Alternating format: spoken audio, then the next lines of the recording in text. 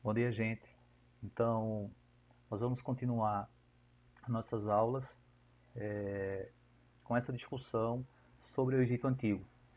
Eu lembro que nós havíamos começado uma discussão sobre o Egito, então, nesse vídeo de hoje, nós vamos fazer uma espécie de revisão, tá bom? Então, sobre o Egito Antigo, a primeira coisa que eu coloquei no slide para apresentar para vocês foi essa imagem que vocês veem aí do, do Rio Nilo, tá? E aí a frase do historiador Heródoto tem o nome aí, né? O Egito, dádiva do Rio Nilo. O que é que Heródoto quis afirmar com essa frase? Na verdade, ele está destacando a importância que o Rio Nilo tem para o Egito Antigo. Lembre-se que o Egito é uma região de quase 95% de deserto. Então imagine a importância que é para uma região árida como era o Egito Antigo, ter um rio, né, da magnitude do Rio Nilo. É o Rio Nilo, inclusive, que irá garantir a sobrevivência e a importância que o Egito teve na antiguidade. Então daí a importância, sobretudo, para a base econômica do Egito Antigo, que foi a agricultura. Um outro elemento que a gente poderia destacar da importância do rio Nilo para o Egito está no fato de que nos períodos de cheias, por exemplo, onde o rio Nilo alcançava, depois que ele retornava ao seu curso normal, toda aquela região em que ele banhou durante a enchente ficava fértil, então dessa forma propício para a produção agrícola.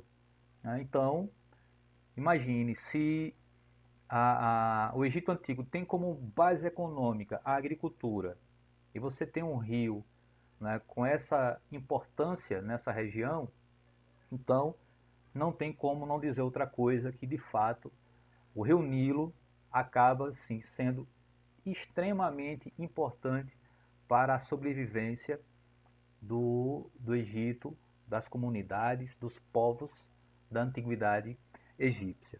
Então esse é um primeiro elemento que eu trago para vocês, a importância do rio Nilo para o Egito.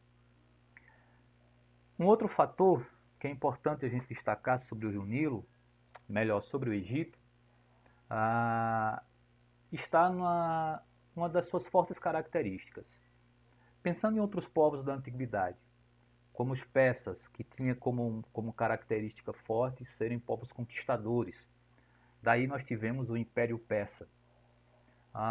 Os fenícios a gente pode destacar como povos que eram exímios navegadores, construtores de embarcações. Os povos hebreus, né, que tinha ali, né, o elemento religioso também muito importante. E no Egito Antigo não era diferente. Nós podemos destacar como uma característica muito forte no Egito Antigo e que estava presente em vários segmentos da população egípcia, que era a religiosidade. Se a gente lembrar das imagens que nós temos sobre o Egito Antigo, grande parte delas tem relação com a questão religiosa. Eu trago aqui, por exemplo, né, 3 imagens. A máscara do rei, do faraó Tutancâmon, múmias egípcias e as pirâmides de Gizé. Todas essas 3 imagens têm relação com a questão religiosa. O faraó, representado aí na máscara de ouro do rei Tutancâmon, do faraó Tutancâmon, simboliza, por exemplo, o faraó que era uma divindade no Egito Antigo. As múmias que estão aí na imagem simbolizam a crença que os egípcios tinham da vida depois da morte e do retorno à vida para o mesmo corpo. Por isso eles conservavam o corpo, né? A mumificação, as técnicas de mumificação eram técnicas de conservação do corpo, porque eles acreditavam que, ressuscitando, eles retornariam para o mesmo corpo. E embaixo, aqui do meu lado, né, nós temos as pirâmides de Gizé, né, que são tumbas dos faraós da quarta dinastia, Quéops, Quéfren e Miquerinos. Pois bem, então nós temos aí 3 imagens que caracterizam a importância da religiosidade no Egito Antigo, o que destacam então como uma forte característica do Egito, esse componente ou o componente religioso. Como se dá então a formação do Egito Antigo? A formação do Egito Antigo vai se dar primeiro, né, a partir de diferentes clãs, e esses clãs que depois vão dar origem aos primeiros nomos. Como eu coloquei, vocês vão ver aqui do lado, o que eram clãs. Os clãs eram grupos unidos pelo mesmo grau de parentesco. Então são esses primeiros clãs que irão dar origem aos nomos, que eram comunidades familiares independentes entre si. Os chefes desses diferentes nomos eram chamados de nomarcas. E aí a gente vai ouvir falar um pouco mais à frente, daqui a pouco, sobre esses nomarcas. Então, da união desses diferentes nomos, surgem 2 reinos. Tá? Vai surgir o Baixo Egito, que estava localizado no norte, e o Alto Egito, que estava localizado no sul. O primeiro faraó, ou o primeiro rei, ou a primeira pessoa que teve a condição, a capacidade de reunir esses 2 reinos, né, que teve a capacidade de unificar a coroa desses 2 reinos, do Baixo Egito no norte e do Alto Egito no sul, foi Menes. E aí, tendo essa condição de unificar esses 2 reinos do Egito, Menes é considerado o primeiro faraó do Egito Antigo.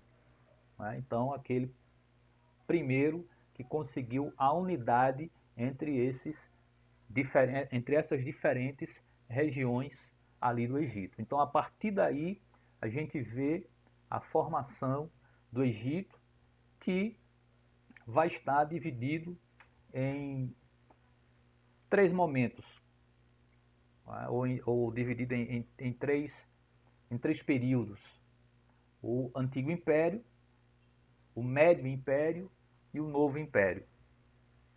Quais são as características do Antigo Império? O Antigo Império tem como característica ser um período de paz interna e prosperidade. Durante esse período, a capital do Egito era a cidade de Mênfis. Esse é o período da famosa Quarta Dinastia, que eu havia falado anteriormente, que foi a dinastia ou o governo dos faraós Quéops, Quéfren e Miquerinos, que construíram suas tumbas, né, que ficaram famosas, né, que são as pirâmides, as 3 maiores pirâmides do Egito, né, as chamadas pirâmides de Gizé. E aqui é bom lembrar que as pirâmides que eram tumbas, nem toda a população egípcia tinha, claro, né, só elementos ali da alta nobreza é que tinha, ou quem construíram, né, essas pirâmides. Nós conhecemos as mais famosas, as maiores, que são as pirâmides de Gizé. Mas existiam pirâmides menores, mas, né, repito, quem as construíam era uma pequena elite, pequeno grupo que representava a elite no Egito Antigo. Então o Alto Império é também um período caracterizado por rebeliões de nobres e pelo enfraquecimento do poder central, né? Sobretudo quando os nomarcas começam a tentar de alguma forma ir de encontro ao poder do faraó.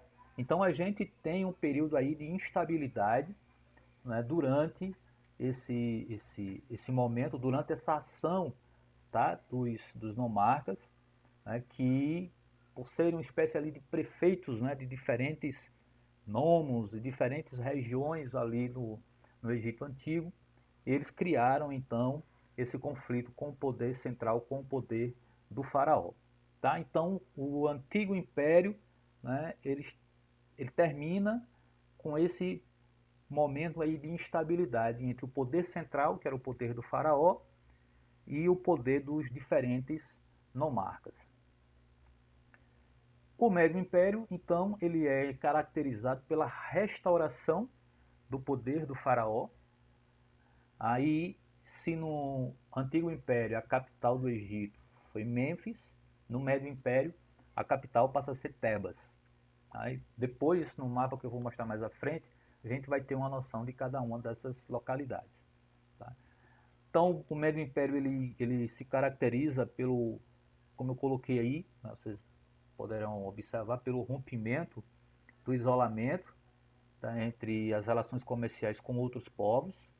É um momento também de grandes obras públicas, sobretudo obras de irrigação, né? Eram estratégias que se utilizavam para aproveitar a, a água do rio Nilo e ampliação da área agrícola de produção. A partir daí a gente vê um outro conflito político, se no Antigo Império a gente tem um conflito político interno que envolveu o faraó, que representava o poder central, e os nomarcas. No Médio Império nós teremos um outro conflito, só que aí de caráter externo, quando ocorrem as invasões dos povos iquisos contra os egípcios. Tá? E o domínio dos iquisos vai durar aí por cerca de mais de 1000 anos. Então, isso reforça, inclusive, que a importância, né, dessa região, o como também o rio Nilo atraía outros povos e também o fato de os egípcios não serem tão fortes militarmente. Né? Repito que uma das grandes características do Egito não é o militarismo. Isso a gente pode até perceber pensando na antiguidade nos persas, a gente pode perceber ah, nos espartanos, mas de fato essa não era uma característica forte no Egito Antigo. De fato, uma característica que eles traziam era essa questão da religiosidade, como eu disse antes a vocês. Também isso não significa dizer que eles não tinham exércitos, que o Egito não tinha força militar. Tá?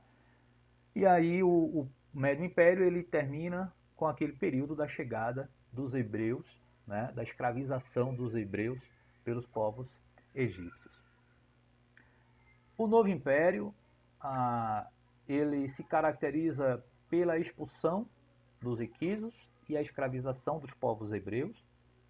É o período, talvez assim, mais rico dentre esses três, de maior prosperidade. A gente vai ver uma grande expansão que vai se dar no reino egípcio durante esse período, um domínio que vai se dar entre diferentes regiões, né? Na Núbia, Síria, Fenícia, até a Palestina. Né? Repito, isso a gente vai ver depois no recorte aqui do mapa. E um outro fator que caracteriza muito bem esse período é a chamada reforma monoteísta. Né? Eu ainda vou tocar nesse ponto, que é a questão do politeísmo. Né? Essa é a grande característica da religião do Egito. Os egípcios eram politeístas, ou seja, adoravam vários deuses. O rio Nilo era adorado como um deus, o faraó era uma divindade, certo? Então isso fazia deles povos de religiosidade politeísta. Mas durante esse período, durante o governo do faraó Amenófis IV, ele vai instaurar uma reforma monoteísta. O que isso significa? Ele vai mudar a característica da religião no Egito de politeísta para monoteísta. Vai extinguir a adoração de todos os outros deuses e vai admitir a adoração de apenas um Deus, que é o Deus Atom. Né? E o faraó Amenófis IV muda também de nome. Ele passa a se chamar Akhenaton, que significa filho de Atom. E aí qual é a estratégia por trás disso? Né? Que o Amenófis IV queria ser o único adorado como um Deus na Terra, né? Ou como filho de Deus, porque se o único Deus que deveria ser adotado era o Atom, ele com o nome Akhenaton, que significa filho de Atom, então ele seria também adorado como filho de um Deus. Então é uma estratégia política que vai durar pouco, porque de fato a força cultural do politeísmo acaba sendo bem mais forte do que o monoteísmo. O monoteísmo não era uma experiência que os egípcios conheciam. Isso vai ser, como eu disse, será uma tentativa do Amenófis IV, mas que não vai durar muito tempo. Né? E aí o declínio do Amenófis IV se dá, né, após a morte do faraó Ramsés II. O novo império ele acaba terminando, né, com uma série de invasões que os egípcios irão sofrer. Eu falei antes da invasão dos povos iquisos. Então os povos assírios, que eram dos povos da Mesopotâmia, também vai invadir o Egito, os próprios persas, os gregos e os romanos. Então, desta forma, a gente vê o novo império terminando ali por volta de 1069 a.C., com pleno domínio de outros povos sobre o Egito. Tá? Como eu disse, né, ia mostrar um mapa para vocês, aí vocês podem localizar, né, essas diferentes cidades ou capitais do Egito, por exemplo, Mênfis, que está ali na região mais ao norte, Tebas, que está aqui na região mais central. Tá? Essa listinha em verde, né, é o amplo território que os egípcios dominaram. Né? Você vê em cima, né, até ali a Fenícia. Isso foi o máximo, né, vamos dizer assim, do domínio, da expansão territorial do Egito. Tá? Então, aí você tem essas diferentes regiões e consegue perceber, né, o Egito está ali no norte do continente africano, tá? E ali praticamente, né, de frente, né, para o mar Mediterrâneo. Então aí você tem uma ideia, né, da localização de onde nós estamos falando. Do ponto de vista social, o Egito Antigo estava então dividido dessa maneira, né? Ou seja, desde o faraó, que era a principal figura, até o escravo. Então, nós tínhamos ali no topo dessa hierarquia social o faraó, nobres e sacerdotes, soldados e escribas, né, que eram funcionários do reino, né, os soldados que faziam a defesa, os escribas mais para as questões burocráticas. Tá? Então, isso era complementado com o povo de maneira geral, de comerciantes, artesãos e camponeses. Por último, ali na figura dos escravos, a escravidão no Egito ela se dava sobretudo por prisioneiros de guerra. Né? Em conflitos, em guerras, aqueles que sobreviviam acabavam, né, eu digo aqueles que sobreviviam que era do inimigo, né? Então acabava se tornando ali, sendo escravizado. Né? Essa escravidão era uma escravidão mais doméstica. É muito diferente da escravidão que nós vamos ver aqui no Brasil. Tá? Então assim era como estava dividida a sociedade no Egito Antigo. Como eu disse antes, né, uma outra característica da religião era o politeísmo. E dentro do politeísmo, no Egito, nós temos pelo menos 3 tipos de deuses que eram adorados. Nós tínhamos deuses zoomórficos, deuses antropomórficos e deuses antropozoomórficos. Os deuses zoomórficos eram deuses com características de animais. Aqui eu trago, por exemplo, a imagem de Ibis, um pássaro que era adorado como um deus. Trago também a figura da representação de um tipo de deus antropozoomórfico. O deus antropozoomórfico é o deus que tem característica humana e de animal. Antropo, né, uma palavra que do grego anthropos, significa homem, zoo, animal. Então, antropozo, se junta homem, ser humano e animal. Então, é o Deus que tem a característica desses dois segmentos. Então, Anubis, por exemplo, o deus Anubis, também chamado Deus da morte, ou daqueles que vagavam, né, após a morte, ele está aí um Deus que era representado como figura humana e a cabeça de um chacal. Tá? Então, nós temos aí dois tipos, né, distintos de deuses que eram adorados no Egito Antigo. O deus zoomórfico e o deus antropozoomórfico. Falta os deuses, por exemplo, antropomórficos, que eram deuses que tinham características de seres humanos apenas. Né? Então aí eu trago pelo menos 3 deles. Né?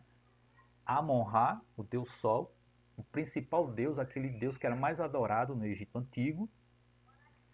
Osíris, né? O deus da morte. Tá? O Anubis, na mitologia egípcia, ou na religião egípcia, Anubis era o filho de Osíris. Tá? Por isso essa relação ambos aí como deuses da morte. E Ísis, né, que era a deusa protetora das crianças e a deusa da fecundidade. Então eram aí um exemplo de deuses que eram representados como seres humanos, tá? Então, portanto, deuses antropomórficos. Tá? Então, para vocês não esquecerem, 3 tipos de deuses antropomórficos, antropos, homem, então lembra sempre disso, antropomórficos, que tinham características de animais, zoomórficos, que tinham características antropomórficos, características de humanos, zoomórficos, características de animais, e antropozoomórficos, que tinham características desses dois segmentos, humano e animal. Tá? É basicamente isso. Né? Esse vídeo é para uma revisão dentro desses pontos que nós já vimos de alguma forma em sala, tá? Mas eu vou estar disponível no horário das aulas de vocês. Então, você que é do primeiro ADMA, então olha lá qual é o horário das minhas aulas, e naquele horário você entra em contato comigo para poder tirar dúvida sobre esse vídeo. Né? Você que é do primeiro ADMB, do primeiro TDSA, primeiro TDSB, veja qual é o horário das minhas aulas com vocês, e durante esse horário eu vou estar disponível para tirar dúvidas sobre esse vídeo que vocês acabaram de assistir. Então estou postando essa semana esse vídeo, estou disponível no horário das aulas para tirar as dúvidas, né, para qualquer tipo de pergunta relacionada a esse tema, e aí na próxima aula eu vou elaborar uma atividade sobre essa aula de hoje, sobre esse tema que é o Egito Antigo. E a partir de agora, quando vocês responderem a atividade, vocês vão tirar uma foto do caderno e enviar para mim pelo Classroom, tá certo? Que até então eu estava pedindo para que vocês deixassem apenas no caderno. A partir de agora, vocês tiram uma foto do caderno e mandam para mim pelo Classroom. Mas isso só a semana que vem, quando eu passar a atividade sobre esse tema, tá bom? Por hoje é isso, gente. Queria lembrar mais uma vez que mantenham o isolamento social, mantenham a quarentena, cuidem-se, cuidem dos seus, para que a gente possa vencer essa batalha o mais rápido possível. Fiquem com Deus e até a próxima. Grande abraço.